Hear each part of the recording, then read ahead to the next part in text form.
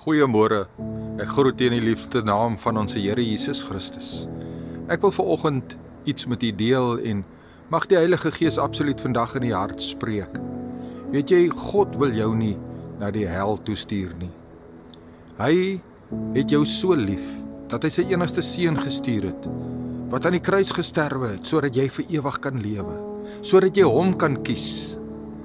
Weet jy, Romeine 3 vers 23 sê, almal van ons het sonde gepleeg. En weet jy, ons het die Here beroof van die eer wat hom toekom. Maar ek en jy het nog al die tyd, veral in die Ou Testamentiese tyd, het die mense gevoel hulle moet die wet gehoorsaam en gedink dat dit hulle sal red. Maar ons weet dat God se genade is so groot in sy seun, en sy genade het tot verwelking gekom toe sy seun aan die kruis gesterwe het en vir jou sondes betaal het. Hoekom sal hy jou dan wil hel toestuur? Ook hy het aan die kruis betaal vir jou sondes, jou vrygespreek. Maar wat moet ek en jy doen om in die genade van die Here te loop, om vrygespreek te wees? Ons moet Jesus kies. Ons moet hom kies as ons redder, as ons saligmaker, as die een wat ons in ons lewe wil hê. Hy is die enigste weg en die waarheid na God se koninkryk.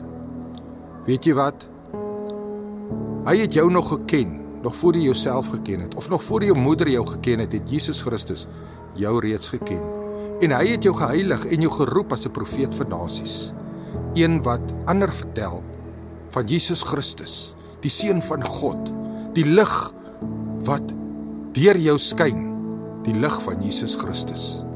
So moenie meer val vir die woorde wat mense praat en sê, maar God gaan jou hel toestuur nie.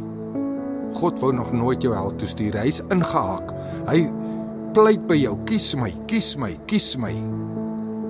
Ek is pastoor Gary, brood en water 5 minute woord groete, ek groet jou in Jesus naam.